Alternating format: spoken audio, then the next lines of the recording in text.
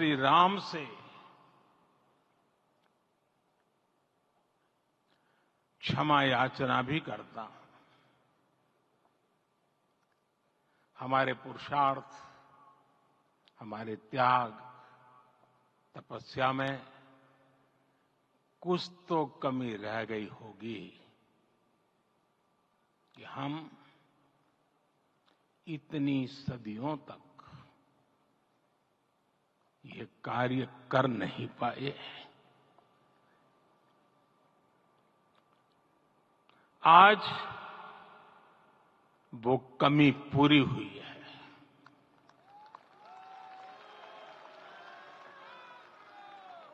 मुझे विश्वास है प्रभु राम आज हमें अवश्य क्षमा करेंगे। मेरे प्यारे देशवासियों, त्रेता में राम आगमन पर पूज्य संत तुलसीदास जी ने लिखा है, प्रभु बिलो की हर से पुरबासी, जनित वियोग विपत्ति सबनासी।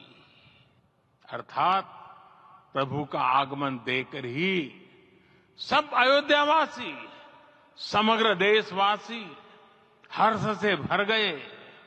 लंबे वियोग से जो आपत्ति आई थी उसका अंत हो गया। उस कालखंड में तो वो वियोग केवल 14 वर्षों का था। तब भी इतना असह्य था। इस युग में तो अयोध्या और देशवासियों ने सैकड़ों वर्षों का वियोग सहा है। हमारी कई कई पीढ़ियों ने वियोग सहा है। भारत के तो संविधान में उसकी पहली प्रति में भगवान राम विराजमान है। संविधान के अस्तित्व में आने के बाद भी दशकों तक प्रभु श्री राम के अस्तित्व को लेकर कानूनी लड़ाई चली।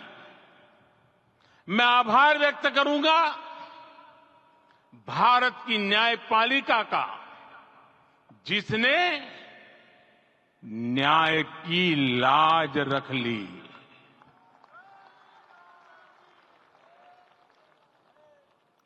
न्याय के पर्याय प्रभु राम का मंदिर भी न्यायबद्ध तरीके से ही बना। साथियों, आज गांव-गांव में एक साथ कीर्तन संकीर्तन हो रहे हैं। आज मंदिरों में उत्सव हो रहे हैं। स्वच्छता अभियान चलाए जा रहे हैं।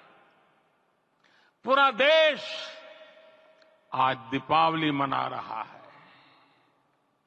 आज शाम घर घर राम ज्योति प्रज्वलित करने की तैयारी है। कल मैं श्री राम के आशीर्वाद से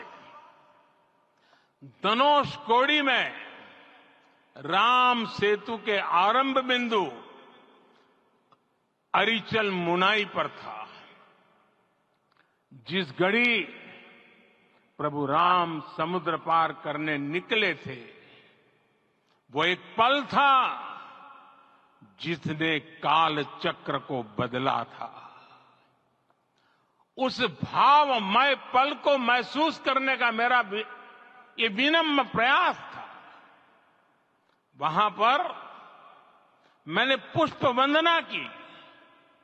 वहां मेरे भीतर एक विश्वास जगा कि जैसे उस समय काल चक्र बदला था, उसी तरह अब काल चक्र फिर बदलेगा और शुभ दिशा में बढ़ेगा।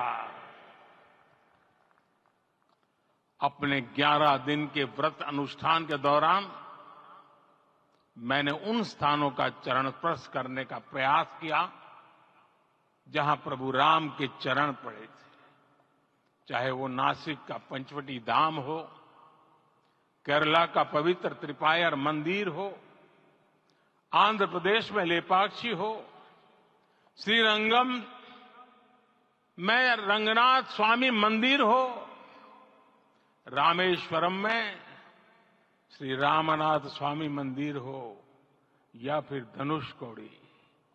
मेरा सौभाग्य है कि इसी पुनीत पवित्र भाव के साथ मुझे सागर से सरयू तक की यात्रा का अवसर मिला। सागर से सरयू तक हर जगह राम नाम का वही उत्सव भाव छाया हुआ है।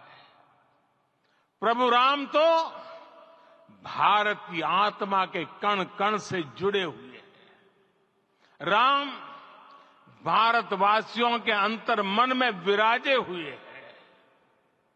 हम भारत में कहीं भी किसी की अंतरात्मा को छुएंगे तो इस एकत्व की अनुभूति होगी और यही भाव सब जगह मिलेगा।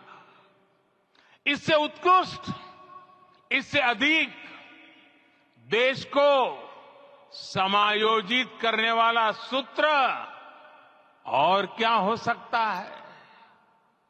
मेरे प्यारे देशवासियों, मुझे देश के कोने कोने में अलग अलग भाषाओं में रामायण सुनने का अवसर मिला है, लेकिन विशेषकर पिछले 11 दिनों में रामायण अलग अलग भाषा में अलग राज्यों से मुझे विशेष रूप से सुनने का मौका मिला। राम को परिभाषित करते हुए ऋषियों ने कहा है, रमन्ते यस्मिन् इति रामः, अर्थात जिसमें रम जाए वही राम है।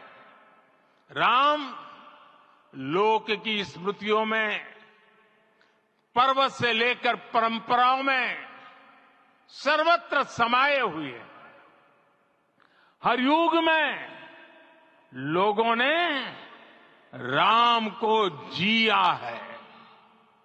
हर युग में लोगों ने अपने अपने शब्दों में अपनी अपनी तरह से राम को अभिव्यक्त किया है और ये राम रस जीवन प्रवाह की तरह निरंतर बहता रहता है।